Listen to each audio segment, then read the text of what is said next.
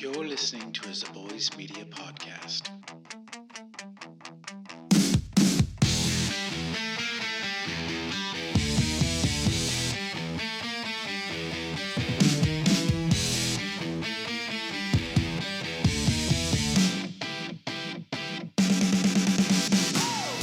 Welcome to Make It Make Sense, the show where we take bad movie, literature, video game, life, I don't really know, just bad plans in general, and we, figure out if we can make them make sense or make them better.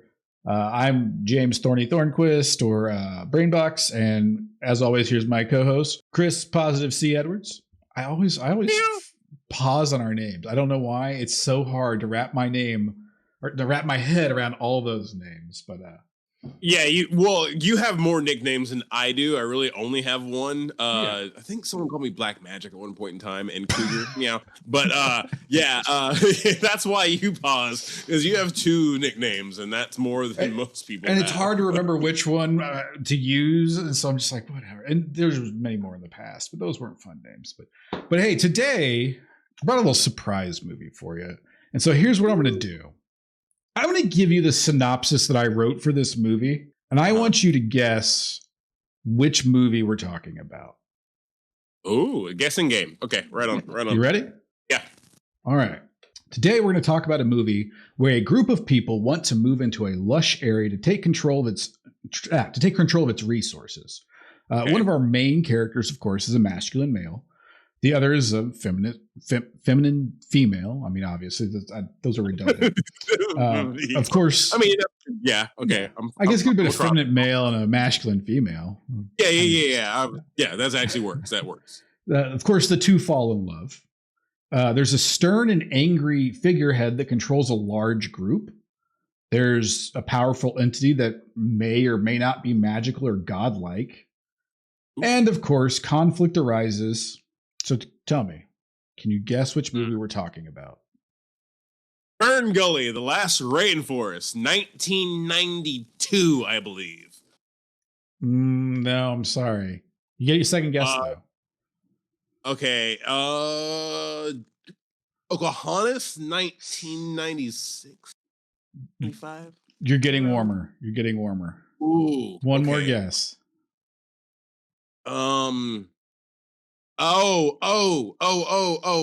What's that movie with the people doing the things on a planet somewhere? Star Wars. Star Wars episode 1. Episode 1. Getting a little colder, but and sandier, weirdly enough. Sandier. Well, no, but going to Star Wars, you got sandier. Dune. No. You don't want to go sandy. You want to go more lush forest-like. So you were on the right path at the beginning. Waterworld. Kind of. The sequel's kind of Waterworld, yeah. You want me to tell you, or do you think you got it? No.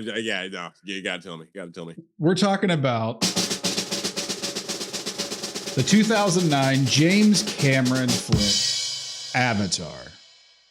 A movie where most of the animal sounds are recycled from Jurassic Park, the cigarettes are CGI, and the indigenous languages are entirely made up. Ooh. Wow, that actually... Okay, so let's peel back the curtain just a tiny bit. Mm-hmm. The movie Avatar was going to be a Zaboys LLC podcast with itself. That was going to be the first movie that we were going to do a show called Worth the Watch about. Yeah. And because I hadn't seen it, and I watched it finally after about like 2 weeks of watching it. It was that engrossing that I had to take my time. I think there was like 4 nights of you just texting like, God, why am I watching this? We're like, well, that's the game. That is the game, and I made it through, and wow, that movie is a movie. It's an expensive movie and a money-making movie at that. So, yeah, it's a movie. It's good. It's a movie, good. But, Avatar, the last movie James Cameron made after Titanic. Basically, the entire series was it. Which, look at this, we're having a repeat. We're talking James Cameron. We talked James Cameron in the last episode, and well, you mentioned him, and yeah. He directed the sequel. So he directed the sequel to Alien, which we talked about last week. And he directed Aliens, which is famously this is how he pitched Aliens. He walked into the offices of the studio, wrote Alien on a chalkboard, right? Okay. Then put a S and made it a $sign at the end, Alien. and they were like, brilliant. That's funny because from what I've heard, James Cameron, when he pitched Avatar, walked into the boardroom and then drew a $sign with 2 lines through it. And then he came back like 3 years later and added like 2 more slashes through that $sign. And was like, I need more money. This is a very expensive idea. I make more money. Yeah. It's incredible. Like God, this can't turn into a worth the watch. But I will say, if you have a big TV, if you have a big, oh boy, if you have the biggest TV you can possibly get, the first Avatar is worth the watch. It is worth it. It is a beautiful movie. I will not take away the fact that I was watching the movie and I went, yeah, okay, I get that. I will not. It is that feels real. That is a fake place, but you know what? I can see how this fake place didn't seem too in fake IMAX. Yeah, in IMAX, it was amazing. Yeah. It's funny that is one of the biggest commentaries about this movie is like you can only watch it on a big screen. Like anything smaller, 32 inches or less, it's like don't waste your time. So. Yeah. So that plan doesn't make sense. To ever release this movie anywhere else. Just to quickly address, because the synopsis I wrote was very vague for a reason. So quickly to plug in a few plot holes here. The synopsis of Avatar is that human beings want to invade this lush moon called Pandora so that they can mine something called unobtainium. And in doing so, they decide that they are going to first, what's the word I'm looking for?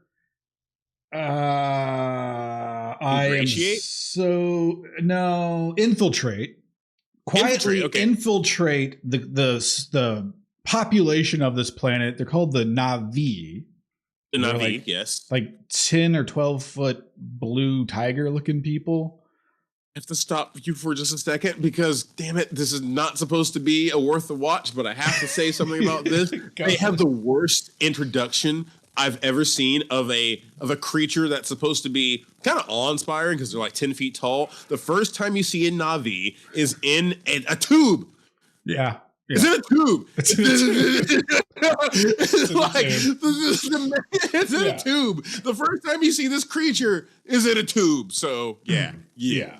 Keep going. So their goal is to infiltrate the Na'vi with scientists originally using what they call the Avatar program. They said the title.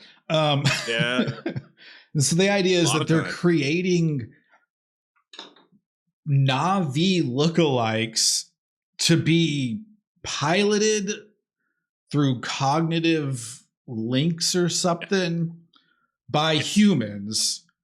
Yeah. And that's how they plan to learn more about the Na'vi. And Sigourney Weaver plays the scientist who I guess is the main scientist to do this, to create this program. So she's right. Yeah. And that was the link. That was the link between this and the 40 year before that Alien was Sigourney Weaver. That was the best link to that. Yes. Yeah. And if I remember well enough, Sigourney Weaver is kind of the Jane Goodall of this movie, except for she cusses slightly and smokes, and she's kind of a rough person. But the people love her. Well, we the don't Na'vi know love her. Jane. Jane could have been a smoker. I don't know. That's true. Jane Goodall could have been a complete asshole. You heard it here first. Jane Goodall, complete asshole. Oh God! I'm kidding. Kidding. Yeah. We love apes. Yeah. So we love of the course, community. The plan, of course, is that one of their scientists who is linked to one of these avatars is killed. He dies. Okay. And from there, he's mugged. He's mugged and murdered, right? Yeah. So from there, a paraplegic ex-Marine who is his identical twin brother decides that he's going to take over his avatar, take his place in the program, and go and learn about the Navid. Or Navi? Navi, not the Navid. Navid, yeah. Navid. So the scientist and military fix his legs through a surgery. No. So am I mixing that part up? So here's so this is where someone who's actually been able to ingest this movie can course correct right here. So he doesn't decide to. The company that's trying to mine the unobtainium. Okay, I hate that name. They come to him. Know that they come to him and he's like, well, okay, because I think he wants to do something good because he can't do anything because of his legs and whatnot. So it's kind of like a pride thing for him. And then I'm Greg Abbott. Yes, a little bit better. But yes, I'm Greg Abbott, and I approve this avatar. But so the private military people that the company is buying or renting, I guess you're renting military people. The leader comes to old boy Jake Sully. Great name. Great main character name, by the way. Bad character, great name. They come to him and say, hey, if you give us the information about the Na'vi so we can. So that's why I said the word ingratiate. So Jane Goodall Weaver. Yes. Jane Weaver. Yeah, Sigourney Goodall. She's trying to ingratiate herself into the Na'vi, but with the Avatar program. Yes. The private military and the corporation basically they want to infiltrate. They want to infiltrate and learn for military reasons. So you have like diverging ideas initially from the get-go about why they're there, what they're there for, and how they're gonna go about it. So so no, they don't fix his legs, but they say we'll fix your legs if you give us information. There you go. Okay, that's where I got mixed up. Yeah. So ultimately, he takes over his brother's avatar, and from there, he infiltrates and learns all about the Na'vi and falls in love with the chieftain's daughter, who's arranged to be married to another one of the Na'vi warriors. Zoe Saldana. And so that's really the biggest bad plan in this movie out of a lot of bad plans in this movie. Oh, there's tons. Yeah. Because my thought is you decided to get this guy's twin brother and cut him a deal because it would be more affordable than making a new avatar for him. Yeah. Cool. Or for anyone else. Yeah, or for anyone else. You're right, yeah. You get to recycle something they already spent a bunch of money on as they're in like an air helicopter super military base thing with 4 more that it's like a naval air cruiser, right? Like they can land helicopters on it. It's got all this technology. But oh my God, spending like another $250 million to make another avatar, that's going to break the bank. You remember whenever I answered the question or attempted to answer the question earlier, I said Fern Gully. Yeah. So what that reminds me of is in the movie Fern Gully, the main villain is Tim Curry as like a sludge oil ooze that takes over like this wood bog proper thing, right? and that's what I always picture that ship and what they're doing and that whole complex of what they're doing. I always picture that in my head. That's what James Cameron was going for in that, was that type of just wall of destruction that goes through and chomps the forest and all that stuff. And so they have stuff like that, but how much money are they just forking into the Avatar? How much money do you think it costs to make a thing? A clone like a clone body of another species. A 10-foot clone body. Yeah. Yeah. I mean, organic material ain't cheap. I mean, you ever and that people buy blood somehow telekinetically or how telekinetic. I don't know. I don't know how. So I guess they hook into the internet, the Matrix, of the planet. Yeah. They hook into the Matrix, and then they honk. They also honk. Have you heard of the honk? The hair. Oh, they honk the hair. Okay. So the Na'vi in all life. Oh, you're talking about they. Yeah, and they connect in, right? Yeah. So I guess it's Wi-Fi from the Avatar. Yeah, it's 5G. It's 5G into from person into Avatar. Mm-hmm. But then when you honk in, you're using Ethernet, so your connection's strong. Yeah, you're going fiber optics. I think. That's good. Yeah. That's good. Yeah. Okay. So that's just real quick. That's my first question right there. Does that plan make sense to get an ex-Marine who's handicapped to come in, or handicapable really, to come in and pilot his brother's Avatar just so you can get more intel, when you've got a woman right there who has the intel, who's been talking and living with these people and working with these people? Right. Yeah. Why not just, you don't need the next one, right? Like, that's the thing. Like, is one less Na'vi Avatar gonna mess with the thing that they're doing? No. Like, I honestly think that it won't. And here's another thing. I'm fairly certain, isn't there a scene where, like, not chieftain guy, but second in command, angry warrior guy, sees right through the Na'vi or the Avatar disguise and, like, talks to Jake Sully pretty much, like, because if I remember correctly, the rendering is that most of the Na'vi have 4 fingers, but then the avatars have 5, right? So there's ways to see the difference. Yeah, and they call them sky people from the very get-go. Right. And but they think that I think they're other Na'vi, because there are other Na'vi, and you find this out later. Yeah, we find that out. Other Na'vi on Pandora. So it's like, maybe they just think they're another portion. It's like, if Canadians just came over and were like, hey mate, whatever we say up there in the Hoosier land, but we'd think they were crazy, and we'd check their fingers. Everybody knows Canadians only have 3 fingers.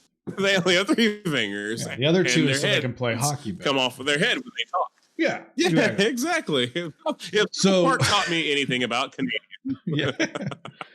So that's to me, that's the first plan we got to talk about is, does that plan make sense if you have a flaw in your design that can quickly reveal that you're not one of their people? And what? Why? What was the point? Just to save, let's say, $500,000? Do you think that they just panicked and thought that there's no way the Na'vi would accept us as little people? Like, we couldn't come to them as little people. Like the idea of coming to them as 6-foot soldiers. That's what? Yeah, I mean, that's only 4 feet difference, right? If you're 6 foot and there's 4 foot, but there's still, like, a big gap. I have little kids, what I mean, and they're about 4 feet probably difference between me and them, maybe around there. And so it's like, oh, hey, little, and the condescending way you talk to kids, or would they take them seriously? Is that their issue, or do they think they're going to get, like, stepped on? Like, I don't get why they couldn't have approached them as human beings at first. Maybe they did. Maybe I missed that, but I don't think they did. I don't recall. there's probably a mention that they did, but even then it's one of those things where, building relationships takes time. It takes communication. Yeah. So you've got Sigourney Goodall over here. She's doing the work, right? She's putting in the time. And then the military's just like, we need faster response. They didn't like us as people, so we're going to infiltrate as them.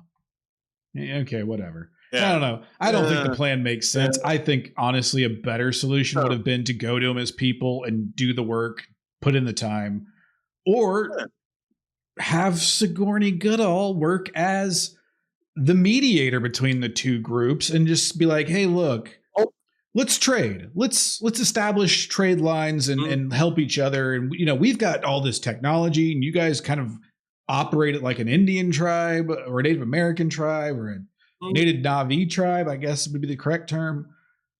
And so we can teach you if we can have some of your resources, but that doesn't work in the name of Manifest Destiny. No, and Giovanni Ribisi is oh god, that guy in that movie. I'm not a fan of.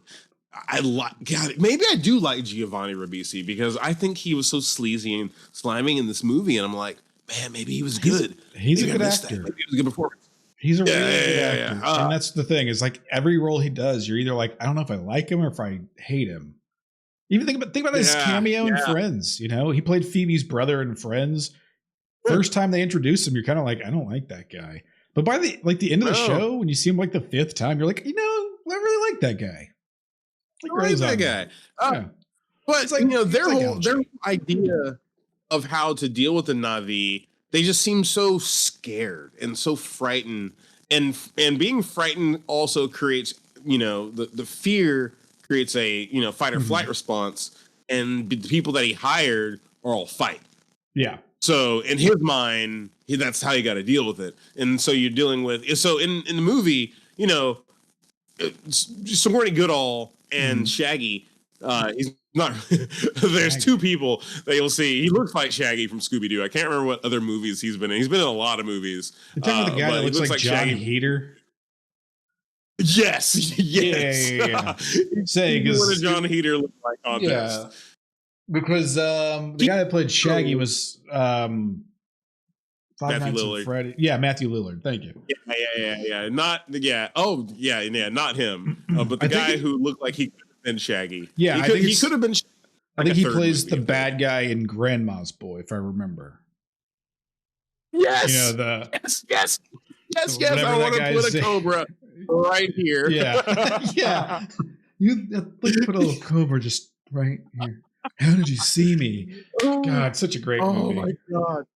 Yes, but he is also in the Avatar program, and he's been studying. He's been looking up he's been studying language, all that stuff. He has to teach Jake Sully in a crash course to become a Na'vi. Why did they need another one? I don't think they did. I think they could have went with just Sigourney Weaver and just Shaggy.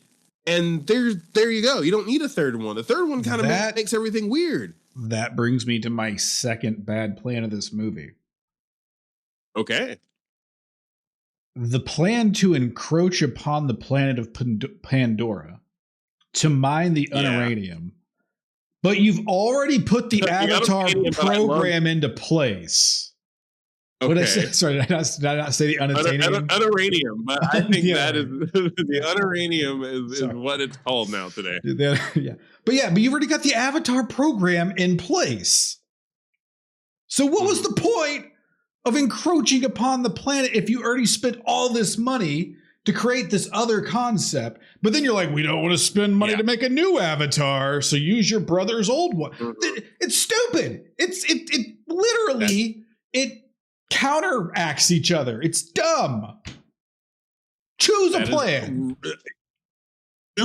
Yes. Because and this is one of those things where governments do this all the time, businesses do this all the time, where they mess up and they spend so much money on something that they have to find a quick way to make it back. So a lot of times they got to correct course so much, and governments use force, and then businesses usually use like takeovers and buyouts and all this stuff, and all these breaks and that they get. but layoffs, all this. And so you have this like weird combination of the two, right? Yeah. So instead of, maybe hiring more people to make another Avatar, do something, they said, no, we're going to cut costs. We lost somebody due to death. Yeah. Ooh, so sad. How's his brother? Yeah. You know what I mean? Like, let's get his so brother sorry. in here. But at the same time, we've got a military force here that we're also paying that we know we're going to lose people on. A mercenary group. Yeah, they cost. They cost. Yes. Stephen Lang ain't cheap. So that's another bad plan that I don't think makes sense. So great Stephen Lang. I think to make that plan better, you just choose one. You just choose one or the other and follow through. Yeah. And then I've got two more bad plans. The third one, this one's a quick one.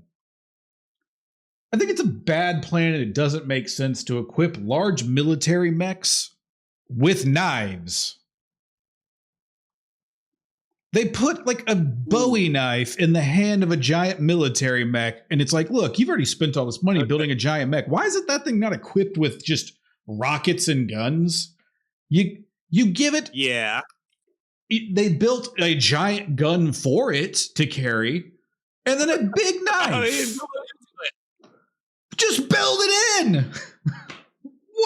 What is this? Right. No, I'm across it, man, because that is again, it's almost like the company that is the company in this movie makes the same mistakes as we've seen in previous movies of not using the resources properly.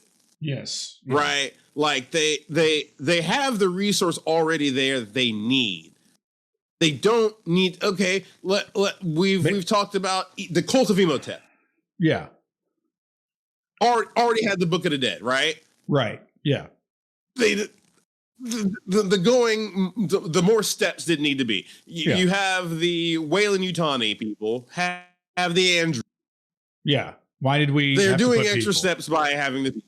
Yeah, and then in this situation, so you've got you've got mercenaries, you've got a military unit, giant mechs, big weapons, but you've also got the Avatar program. It doesn't make sense, and I don't even think we have to roll on that one. I think if you put guns on the big mechs, it's probably going to be successful. We'll see. We might roll on it, and then of course the last bad plan. The last bad plan in this movie was James Cameron basically trying to make a cinematic masterpiece based off of Pocahontas, Ferngully, Dances with Wolves, and the founding of America by the Europeans. But it was just a bad. It wasn't creative at all. I'm sorry. The story is repetitive and dumb. But it's a beautiful movie. You know why? No, dude. So why? This is another movie that James Cameron claims came to him in a dream. Terminator came to him in a fever dream, and I believe that this movie, the visuals came to him in a dream, and he's got drawings of like the sketches things from way back in the day of stuff. Yeah, and so he basically has a vision, and then retroactively has made a story to fit that. Yeah. So that's why you get this movie being such a rip of so many different things, because he needed to do that. He didn't have basically he didn't have the time, and he has the ability, didn't have the time to create the story original enough to match the originality of the world. Yeah. Because James he had Cameron, to build this world from a dream. Yeah, James Cameron was basically it was like he saw a Salvador Dali painting or listened to a Pink Floyd album, was like, I'm going to make a movie. But really, he dreamed up something and said, okay, this is the movie. And it's like, but it's not. That's an image. That's a drawing, my friend. Two different things. So yeah. But you know what? It did win best Oscar or something like that, or best picture, I think. No. That was about best picture. It was just the top movie of all time for a while. That was it. It was top grossing movie of all time for a while. There you go. And so Yeah, money. without James Cameron choosing to make this movie, we wouldn't have that. So that's nice. So, Yeah. which plans do we want to roll on? We'll Not start James with, Cameron. Not James Cameron, obviously, yeah. So I think the idea of Jake Sully being pulled into the Avatar program and saving that money. Yeah. I believe we said the idea would be, I mean, really, I think it comes down to really the 1 and 2 tie together. Choose a lane and go with it and go all in. So I think we have and two you don't options. need and you don't need the third Avatar person. Right. You only need Sigourney Goodall and Shaggy. Yeah. I think you don't need the third one if you go the military route. Really, I don't think you need the Avatar program at all. But yeah, you're probably right. The two avatars would have been fine. So let's say one plan is you go with the Avatar route, you go full force into that, and you have 2 avatars, and maybe you take some of that military funding and make a third one just in case. I think that's where we start. You have them in a tube. You at least have them in a tube, like you had them anyway. So you at least have the third Avatar in a tube just in case you need them, but you don't actually have to send third Avatar down to the planet. Yes. All right. So let's start with rolling on that one. Leaning all in on the Avatar program. Is it a success? Do they integrate with the Na'vi people and obtain the unatonium or the unobtainabium or whatever the heck it's called? It's a rock. It's a rock around the world tree. There you go. You know, that Na'vi lotion? That's a natural 20. I think that means the Avatar program with 2 people succeeds. It's a slow process. Yeah. You look blue. It's a slow process, but I think you build a unity that way.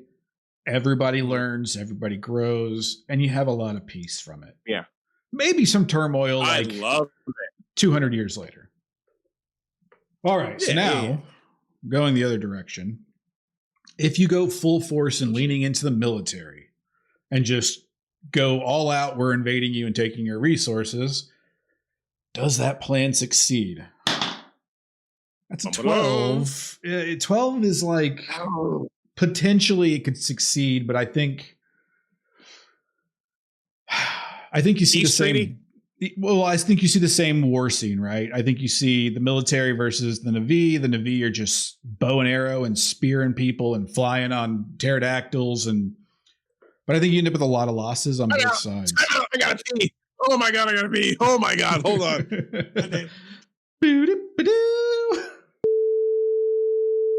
All right, so you're back. We rolled the 12. I think I was saying 12 is casualties of war.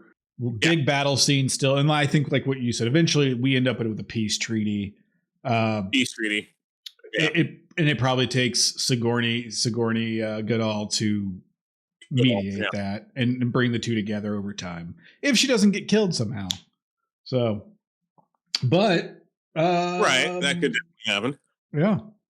Yeah, and I think equipping guns to the mechs is part of that second role. So. Really, I think we've rolled all of our potential plans. The full militarization, definitely is putting guns on mechs and not having the mechs hold guns. Yeah, and that's just it's almost like he saw the Matrix and was like, "Dang it, those mechs have guns. I can't do that because they're just going to say it's the Matrix."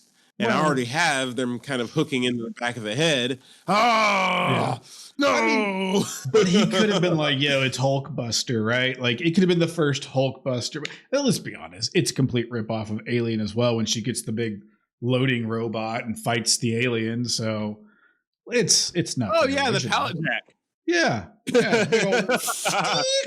Basically a giant pallet jack. Yeah. Oh yeah, Sigourney Weaver is awesome. Can we say this? So this has been a couple of weeks of Sigourney Weaverdom. We've been in the Sigourney Weaververse right now when it comes to alien stuff because we had Alien and now the greatness of Avatar, the 2009 masterpiece. And so can we just say Sigourney Weaver is awesome? Is that a fair assessment?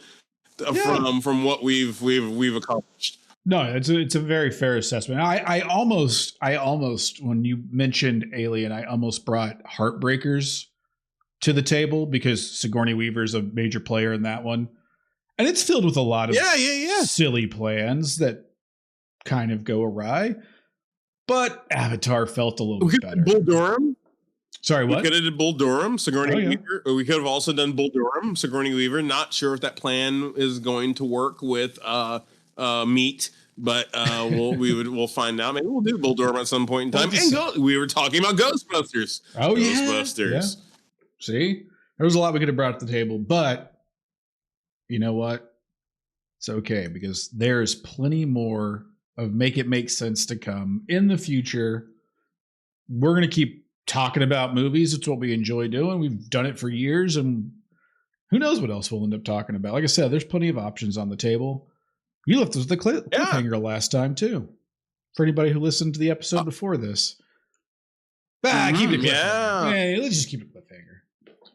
But because we're not just talking, because, there's tons of podcasts out there that talk about movies and TV shows, but I guarantee pretty soon we're going to start picking apart some plans that have been in the news, have happened to us personally, that we've thought of that have failed miserably. So, Make It Make Sense is not just going to be your granddad's pop culture podcast. We are going to delve into any plan out there that we think sucks and we can make better.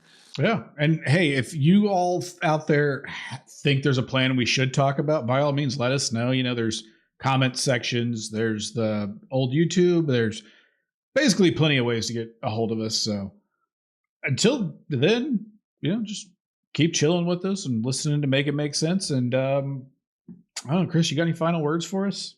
My only final words on this very, very, I'm freezing. You can see this. I'm freezing. So let's go ahead and get in the fire. But Monowea, stay cold, honey boy. Thank you for listening to Make It Make Sense, a Zaboys podcast. If you like what you're hearing, follow along with us and, add us to your little list or whatever on Spotify or wherever you're listening. If you'd like to hear some of our previous stuff, you can always check us out on YouTube at Zaboys Media Network for some of our past work, or by searching on Spotify for The Locals Connection with a Z. That's The Locals Connection. Thank you again for listening. Monowea and stay gold, Pony Boy.